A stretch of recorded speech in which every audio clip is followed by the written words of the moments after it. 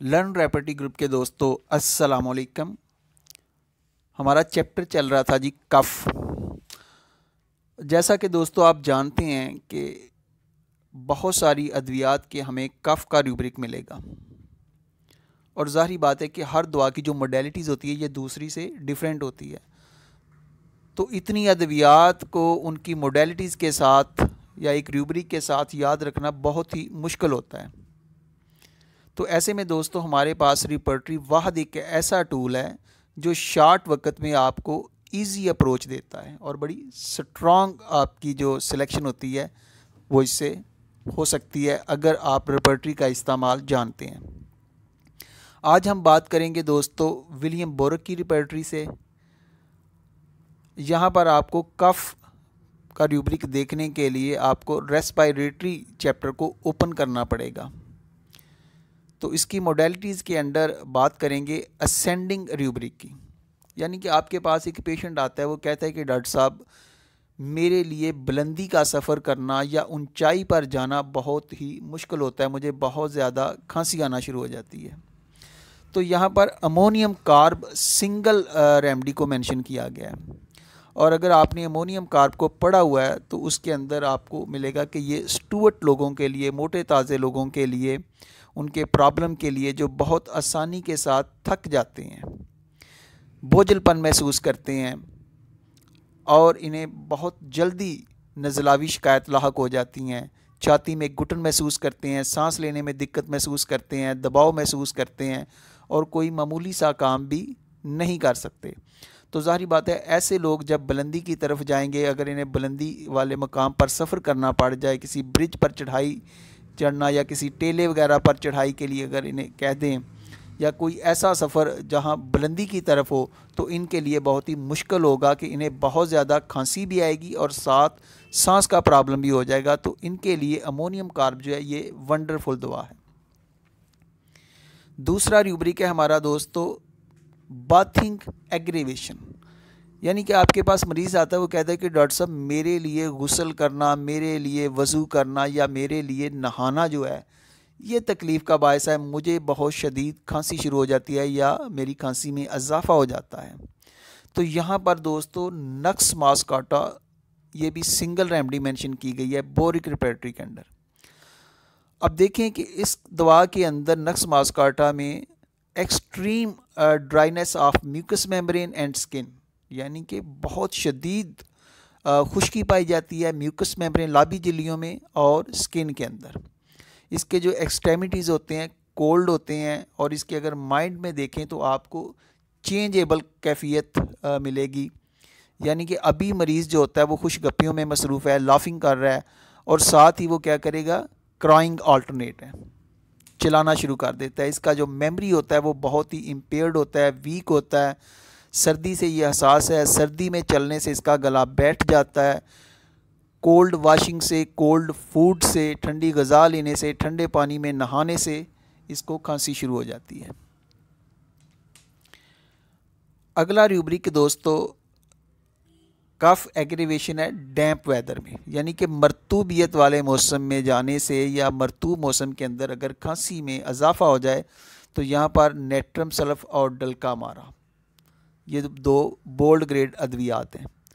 Natrum sulph जैसा कि मरतूबियत की मेडिसिन है, आप सब जानते हैं। डल्का मारा है कि गर्मी से सर्दी का सफ़र, जब दिन गर्म हो, रातें ठंडी हों या एकदम गर्मी से आप सर्दी की तरफ गए हैं, मौसम सर्द हो गया है, तो अगर आपको कोई भी कंप्लेंट हो गई है या आपको खांसी में लग गई है, खांसी में इजाफ़ा हो गया है, तो डल्का मारा का इंतखाब बेहतरीन होता है।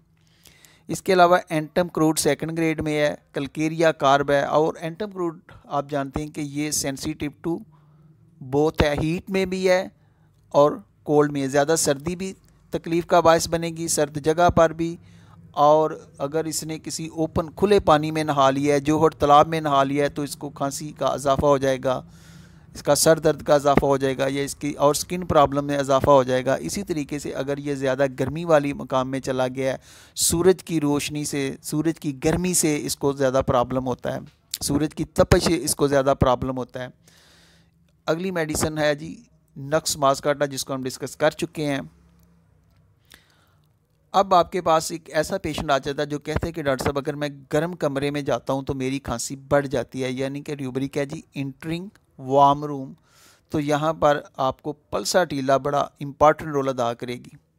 अब पल्साटीला का पेशेंट आप जानते हैं कि ये सेंसिटिव टू हीट होता है, कि गर्मी से इसका मरीज होता है बहुत ज़्यादा एहसास होता है। नहाने से, धोने से, ठंडक से, खुली हवा में चलने से इसको सुकून मिलता है, इसकी तकलीफ़ें कम हो जाती हैं। अगर एक पेशेंट आपके पास आया, वो कहते हैं कि डॉक्टर साहब मैं अगर गर्म कमरे में चला जाऊं तो वहाँ पर मेरे लिए बैठना ही बड़ा मुश्किल हो जाता है, मुझे बार बार खांसी आती है, बहुत खांसी तंग करती है, और अगर मैं बाहर खुली हवा में आ जाता हूँ, चहलकदमी शुरू कर देता हूँ तो मेरी खांसी कम हो जाती है। तो यहाँ आप पल्साटीला का इंतखाब आपको सपोर्ट करेगा। इसी तरीके से कॉस्टिकम है, ब्रायोनिया भी गर्म कमरे में जाने से इसकी खांसी बढ़ जाती है। एंटम क्रूड जिसका ऊपर जिक्र कर चुके हैं।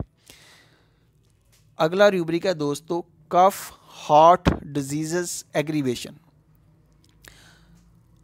यानी कि ऐसे मरीज़ जो ऑलरेडी हार्ट प्रॉब्लम रखते हैं, वो दिल के मरीज़ हैं, लेकिन जब उनके दिल के प्रॉब्लम बढ़ते हैं, उनमें शिद्दत आती है, तो साथ ही मरीज़ को शदीद खांसी का अटैक हो जाता है, उन्हें शिद्दत की खांसी आती है। तो यहाँ पर दो मेडिसिन है बोल्ड ग्रेड में लिखी हुई, एक नाजा है और दूसरी स्पॉन्जी है। और नाजा में आपको ग्रेस्पिंग मिलता ही है, चॉकिंग मिलता है, यानी कि जिसे किसी चीज़ को आपने दबोच लिया हो, गिरफ्त में ले लिया हो। और इसकी जो खांसी होती है दोस्तों ये ड्राई होती है, और इसके अंदर आपको स्टिकी म्यूकस यानी कि चिपकने वाला मवाद मिलता है, सांस की तंगी मिलती है, और मामूली सा भी अगर मरीज़ को ज़ुकाम लग जाए तो उसके साथ उसको सांस की तंगी शुरू हो जाती है। इसी तरीके से अगर कोई शख्स आके कहता है कि डॉक्टर साहब मैं मीठी चीज़ खा लूँ तो मुझे खांसी शुरू हो जाती है या उसमें एग्रीवेशन आ जाता है, तो स्पॉन्जिया और मेडोरिनम ये दो आपके पास स्ट्रॉन्ग मेडिसिन है। अब जी थोड़ी सी अमेलियोरेशन की बात हो जाए। मरीज़ कहता है कि डॉक्टर साहब मेरी खांसी को ठंडा पानी पीने से, कोल्ड ड्रिंक लेने से सुकून होता है। तो याद रखें कॉस्टिकम और क्यूपरमेट ये दो अद्वियात हैं जिनको ठंडा पानी पीने से सुकून मिलता है, ये बोल्ड ग्रेड हैं। और उसके बाद फास्फोरस यहाँ पर सेकंड ग्रेड में मेंशन है। अब इसके अपोजिट अगर पेशेंट कहता है कि डॉक्टर साहब मैं गर्म मशरूब लूँ, गर्म पानी लूँ या कोई गर्म चीज़ खा लूँ तो मेरी खांसी में कमी आ जाए, यानी कि वार्म ड्रिंकिंग एंड थिंग्स अमेलियोरेट कर रहा है, तो आपकी दवा होगी स्पॉन्जिया।